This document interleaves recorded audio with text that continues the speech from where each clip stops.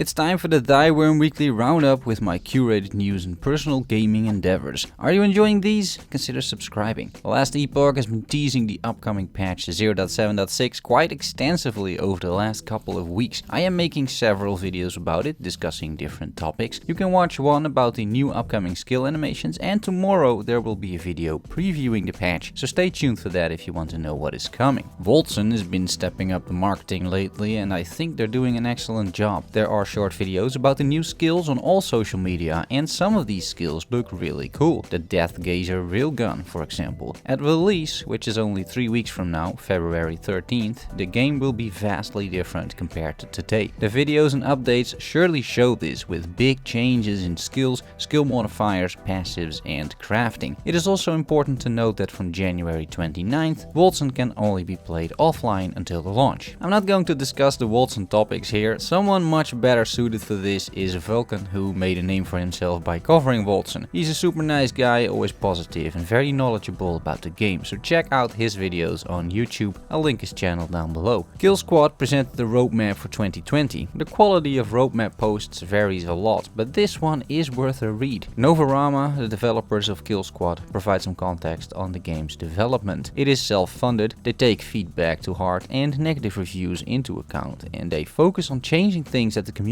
complains about. Stability used to be an issue, and for me at least the game now runs really smooth. Finding other people to play with was an issue, and according to Novarama they fixed that with 2 patches. I personally still have issues finding people, however. The player base is currently simply not very large, which causes matchmaking issues, and finally the game being repetitive. And I agree with that. I played for maybe 6 hours and I felt I've seen most of the game. Novarama acknowledges this and will dedicate the first half of 2020 to new content. So, what can we expect? 2 big updates, one for Recruit in February and one for Veteran in April. For Recruit, they will reduce the number of available contracts. It is 20 now, it will be 12 soon. The rationale behind it is that these 12 contracts will receive some more love, making them more unique and therefore less generic, which should reduce the repetitiveness. Contracts on Recruit will also unlock progressively, so you're not staring at 20 contracts immediately. I found that quite overwhelming, and it took me a while to figure out what I was supposed to do, or how powerful I was, or what each contract really meant. Novarama will implement a new quest system that should help recruits get started by streamlining the experience and hopefully also providing some sort of tutorial along the way. I figured it out eventually, but it wasn't easy. Quests in itself can also provide an additional purpose to the game, which I found mostly lacking. There will be actual voice acting and a story campaign, which is a welcome addition to Killsquad.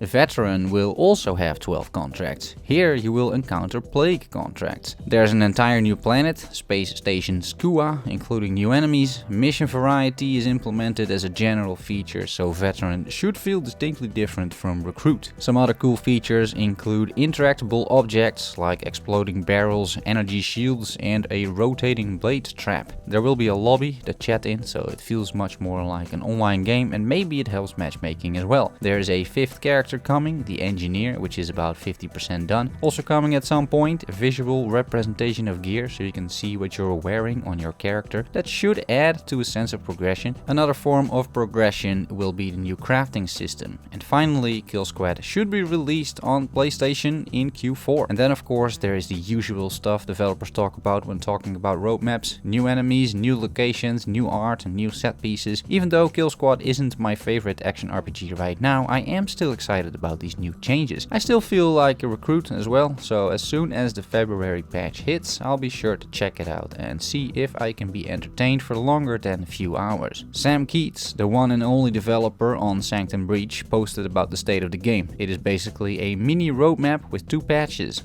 The first drops February 1st, with skill trees for the Elementalist and Spellblade, Act 3 content, a working mini-map, which is great, a UI revamp, revamped boss fights and much more. I am mostly excited about the new Act 3 content and the fix of the mini-map. That thing was pretty annoying, honestly, because it didn't rotate with the player and it took some serious navigational skills to figure out where you were on the map, and that is exactly what you don't want with a mini-map. Second patch, February 22nd, contains skill trees for the Hexlord and the Warbringer, Steam leaderboard and achievements, additional Endless Abyss floors, that's one of the endgame modules, and additional relics and uniques, and much more. I'm not sure if there's many fans of King's Bounty here, but I am one. I absolutely love those games. They're fun, difficult, strategic and very rewarding. And King's Bounty 2 is on the horizon. The devs started a new series of updates teasing features. First feature, a new hero, Ivar, a former royal guard who may have fallen from grace. Not much else to report on, but boy am I excited for this game. I reported some time ago that Kingdom Come Deliverance implemented mod support. The developers are dedicated to the project with constant scripting videos, and it seems that it's finally starting to pay off. Maybe. Some pretty original mods are being released these last weeks, with Sims camping mod for example, allowing you to camp anywhere. Or what about these two amazing looking weapons from Ergistol, the Baselar dagger and the hand and a half sword. Pretty exciting, and I'm curious when the first quest mod will drop. If any of those will drop, because the modding tools are released now, but it is very late in the life cycle of the game. Around launch time, the entire community was asking for modding tools, but we didn't get them. Now, most of the community left and the tools are here. Don't Die Minerva has released another update. The gist of this one, more variety and faster progression. Runs in this cute indie game take around 1 to 1.5 hours, but progression with perks is still relatively slow, and they're trying to fix that. Variety comes in the form of new enemies, a fly and a banshee, 6 new challenge rooms and new inhabitants of those challenge rooms. Pacing should be improved by decreasing the number of rooms per floor, increasing the number of challenges, increasing the number of cauldron rooms and higher drop rates of stuff. This is still a fun game, I can recommend if you like what you see. Then some personal updates. Apologies for taking a break, I just didn't really feel like making movies and there was not much news either. Basically everybody took a break, but we're here again. I've been playing Path of Exile an awful lot this week. During the holidays I didn't make any videos, but basically just watched PoE on stream.